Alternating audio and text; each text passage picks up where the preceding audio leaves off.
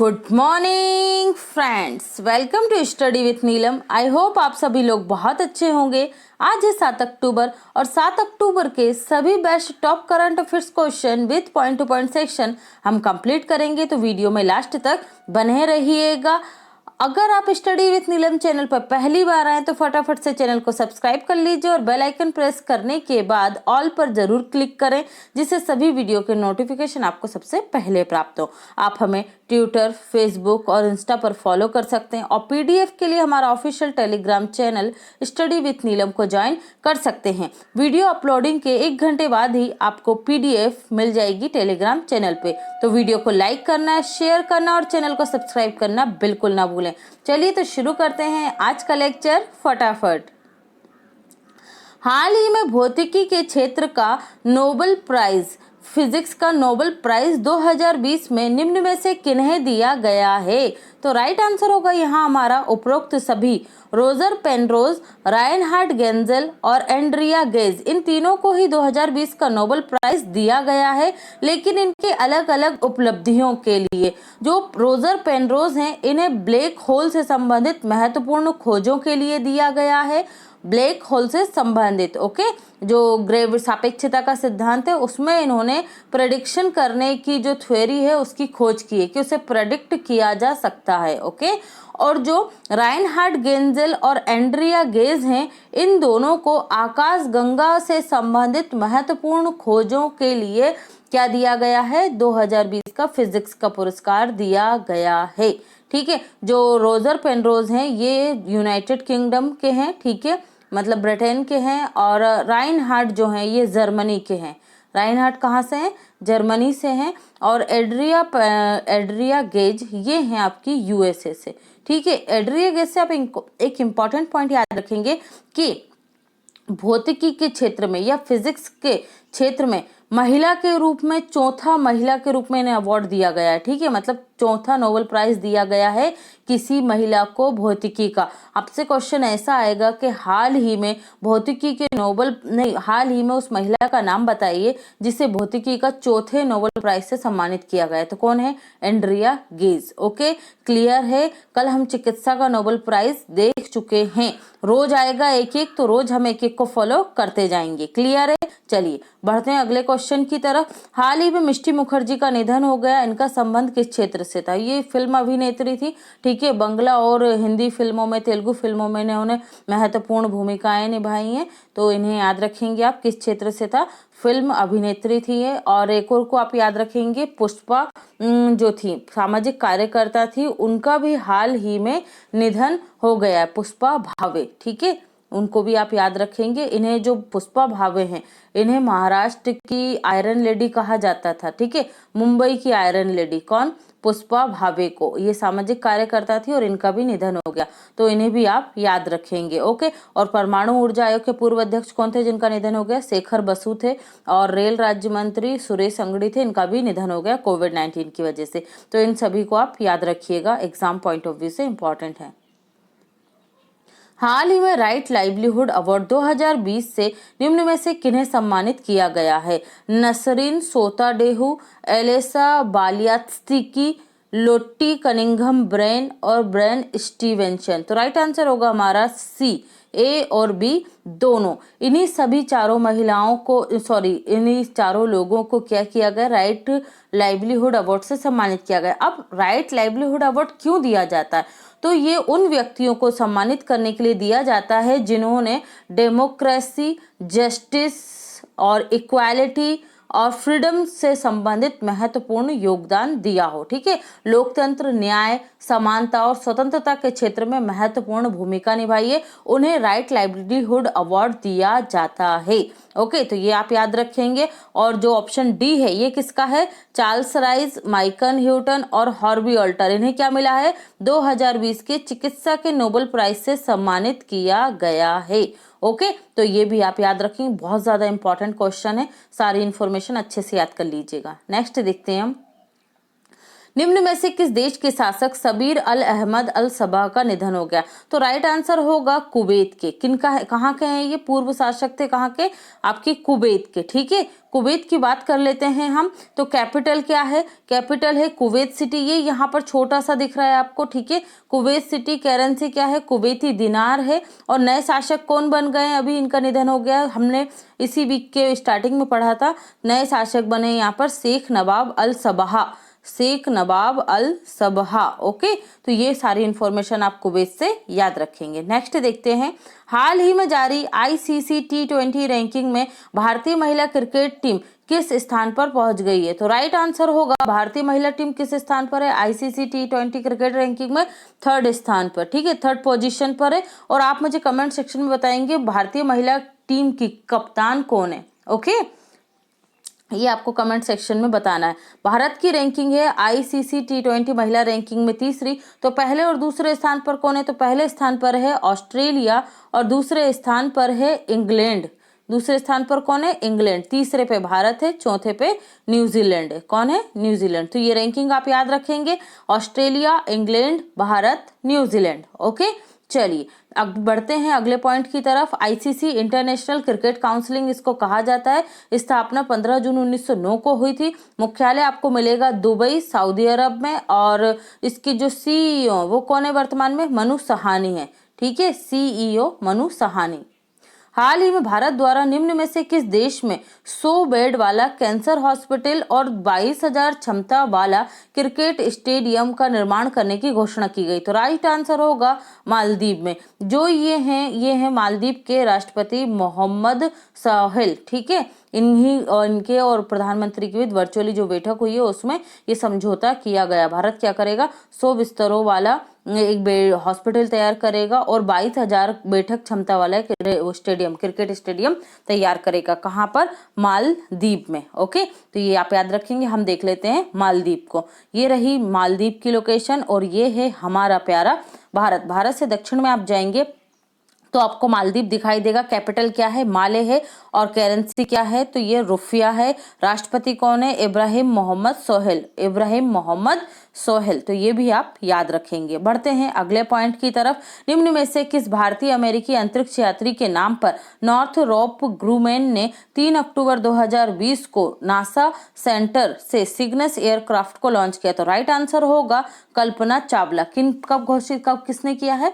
कल्पना चावला के नाम पर ये कार्गो स्पेस क्राफ्ट लॉन्च किया है। ठीक है, cargo space craft Kalpana Chawla के नाम पर ग्रूमैन ने लॉन्च किया है। तो ये आप याद करेंगे कहाँ के लिए भेजा भाई? तो ये इंटरनेशनल स्पेस स्टेशन पर भेजा गया है। देखिए इसी स्पेस जो सिग्नस एयरक्राफ्ट है, कार्गो स्पेस एयरक्राफ्ट, इसमें मतलब 174 करोड़ रुपए की लागत से एक स्पेस टॉयलेट भी भेजा गया है। ठीक है, स्पेस टॉयलेट लगभग $23 मिलियन का जो बना है। क्यों भेजा गया है? इसलिए भेजा गया है क्योंकि अंतर्राष्ट्रीय स्पेस स्टेशन पर अब महिलाओं की संख्या जो है, महिला एस्ट्रोनॉट की संख्या बढ़ती जा रही है, तो उनके लिए ये सुविधा उपलब्ध कराई जा रही है। तो ये जानने के लिए आपके लिए ज़रूरी था, पूछा जा सकता है ना। तो ये भी आप याद रखेंगे। और यहाँ पर क्या किया गया है? जो प्लैनेट हैबिटेट, ठीक है, जो अंतरिक्ष का आवास है उसे अच्छा बनाने के लिए प्लैनेट हैबिटेट 0.2 स्पेस को भी लॉन्च किया गया। मतलब इसके तहत क्या किया जाएगा?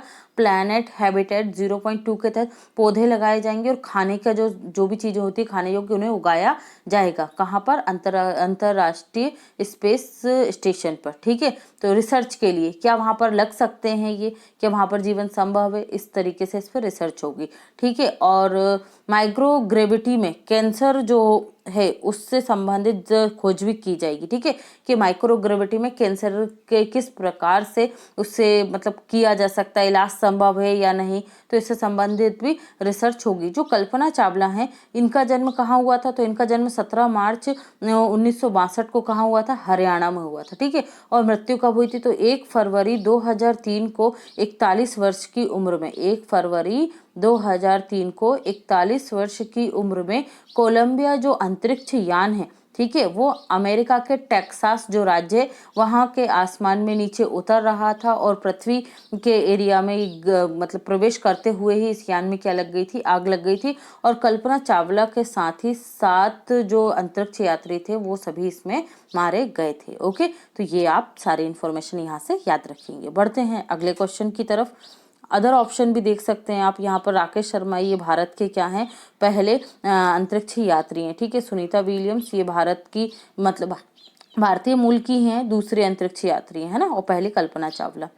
ICMR की रिसर्च के अनुसार चीन और वियतनाम के बाद अब केट क्यू वायरस का एंटीबॉडी इंडिया में मिला है। मनुष्य में इस वायरस का कैरियर निम्न में से कौन है? कैरियर का मतलब होता है कि कौन इसका वाहक है जिससे कैट क्यू वायरस फैलता है। तो राइट आंसर होगा मच्छर और सुअरों के माध्यम से ये फैलता है। एंटीबॉडी मिलने का मतलब है कि यह वायरस भारत में प्रवेश कर चुका है। और ये एंटीबॉडी कहाँ मिली है? तो ये मिली है हमें कर्नाटक राज्य में ये एंटीबॉडी प्राप्त हुई है। तो इसका मतलब ये है कि फ्यूचर में ये जो वायरस है कैट क्यू ये भारत में भी फैलने की संभावना है। अभी इसके लक्षण किस किन देशों में मिले हैं, कहाँ मिले मरीज? तो चीन और वियतनाम में इनके मरीजों को देखा गया है। ठीक है, ICMR ने एक रिसर्च की थी और उसके बाद ही ये नतीजे पर पहुंचे हैं कि कर्नाटक में इसके कुछ 1-2 सैंपल प्राप्त हुए हैं। ठीक है, और जो ये मच्छर है, इस मच्छर को क्या बोलते हैं?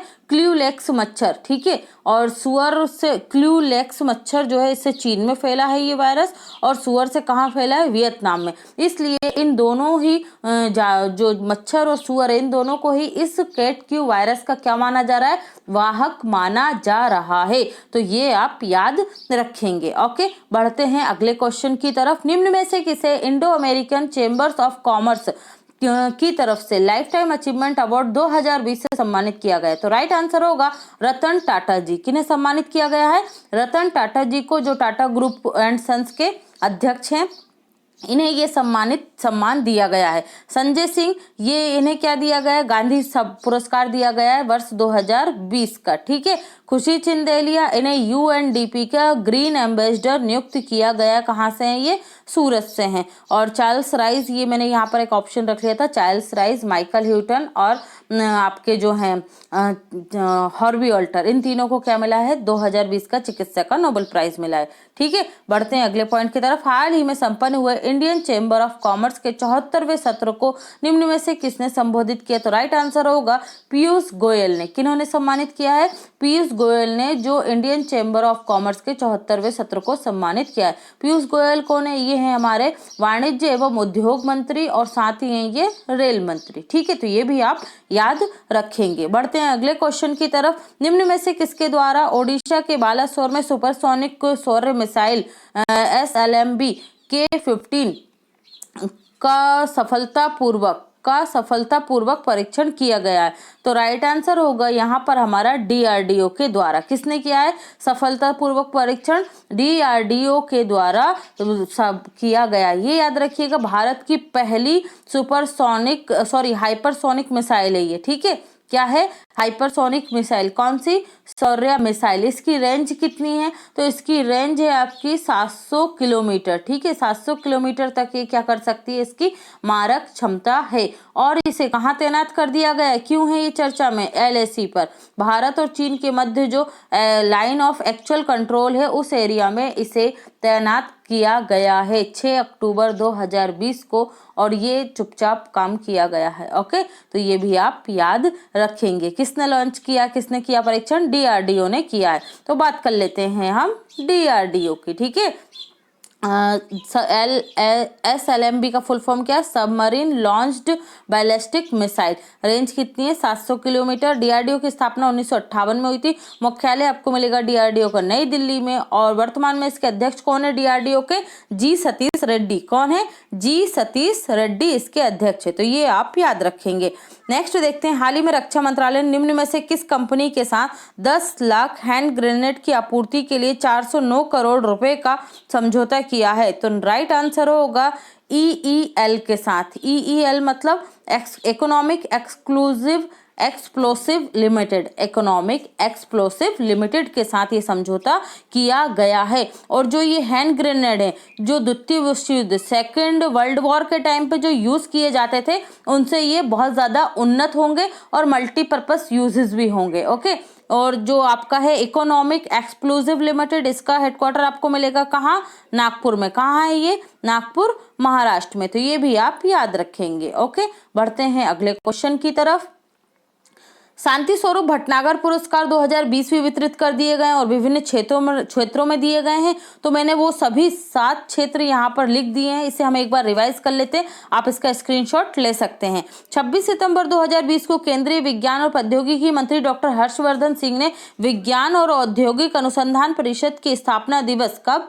26 सितंबर को के दिवस पर इन पुरस्कारों की घोषणा की। तो किन किन क्षेत्रों में किस किस को दिया गया देख लेते हैं एक बार। जीव विज्ञान के क्षेत्र में मिला है डॉक्टर सुदीप चटर्जी और वात्सल्या थिरुमलाई को। रसायन के क्षेत्र में मिला है डॉक्टर ज्योतिर्मयी डैस और डॉक्टर सुभी जैकब जॉर्ज को। इंजीनियरिंग विज्ञान के क्षेत्र में मिला है डॉक्टर अमोल अरविंदो कुलकर्णी को और डॉक्टर किशुंक दास गुप्ता को। और पृथ्वी, वायुमंडल, महासागर और ग्रह विज्ञान के क्षेत्र में मिला है डॉक्टर अभिजीत मुखर्जी और डॉक्टर सुरेंद्र दत्ता को। गणित के क्षेत्र में मिला गया है डॉक्टर यूके आनंद वर्धन और डॉक्टर रजत सुब्रा हजरा को। ठीक है, और औषधि विज्ञान के क्षेत्र में मिला है मेडिसिन में डॉक्टर बुसरा आतिक और डॉक्टर रितेश अग्रवाल को। भौतिकी के क्षेत्र में दिया गया डॉक्टर राजेश गणपति और डॉक्टर सूरज जीत को। तो ये सभी आप लोग 1-2 बार पढ़ लीजिएगा। ठीक है, एक क्वेश्चन आ सकता है शांति स्वरूप भटनागर पुरस्कार से। यह पुरस्कार CSIR के संस्थापक, वैज्ञानिक और औद्योगिक अनुसंधान परिषद के संस्थापक कौन थे? सर शांति स्वरूप भटनागर, उन्हीं के सम्मान में ये दिया जाता है। क्लियर है? अब हम देखते हैं पॉइंट टू पॉइंट सेक्शन फटाफट। बॉर्डर इलाके में 7,796 करोड़ रुपए के सिक्योर कम्युनिकेशन नेटवर्क के लिए एस्कॉन फेज 4 प्रोजेक्ट को केंद्र सरकार की तरफ से मंजूरी दी गई है। याद रखिएगा प्रोजेक्ट का नाम एस्कॉन फेज 4। ठीक है, आर्मी, इसका फुल फॉर्म क्या है एस्कॉन का? Army statics switched communication on network. ठीक है, इस army static switched communication network पर कौन काम करेगा? ITI लिमिटेड द्वारा ये बनाया जाएगा। ये पूरा नेटवर्क क्यों बनाया जा रहा है? ये नेटवर्क ये इसलिए बनाया जा रहा है कि अभी इंटेलिजेंस सूत्रों से पता चला है कि जो चीन है इसने अपनी ओर क्या करा है, सिक्योर नेटवर्क जो कम्युनिकेशन है उससे एस्टेब्लिश किया है और उसी के बाद भारत भी अपना खुद का ये नेटवर्क एस्टेब्लिश कर रहा है। ठीक है, पथश्री अभियान किसने लॉन्च किया था? पश्चिम बंगाल सरकार के द्वारा लॉन्च किया गया था सड़कों की मरम्मत के लिए। भारतीय तटरक्षक बल ने कनकलता बरुआ पोत को सेवा में शामिल किया है। कहाँ पर? कोलकाता में। 4 से 5 अक्टूबर 2020 को बोंगा सागर, बंगाल की खाड़ी में भारत और बांग्लादेश के मध्य नौसेनाओं के मध्य अभ्यास चला है। ठीक है, T20 इंटरनेशनल क्रिकेट में महेंद्र सिंह धोनी का विकेट कीपिंग का रिकॉर्ड किसने तोड़ा? एलिसा हेली, ऑस्ट्रेलिया के, इन्होंने 92 विकेट लिए हैं और विकेट कीपिंग के दौरान। और जो आपके महेंद्र सिंह धोनी इन्होंने 91 लिए हैं। मॉरिशस में भारत की अगली राजदूत कौन बनी है? नंदिनी सिंघला बनी है। स्वीडन में भारत के राजदूत नियुक्त किए गए रतन लाल हैं। ठीक है, मिसप्रिंट हो गया है। स्वच्छ सुंदर सामुदायिक शौचालय अभियान में गुजरात टॉप पर कौन रहा? गुजरात रहा है।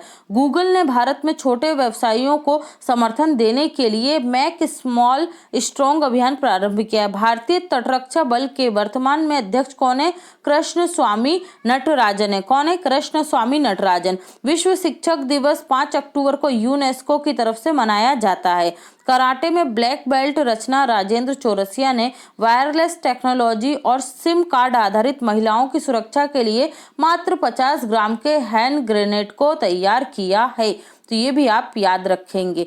आज का आपका क्वेश्चन है, महात्मा गांधी नेशनल फाउंडेशन द्वारा निम्न में से किसे 2020 के गांधी सम्मान से सम्मानित किया जाएगा?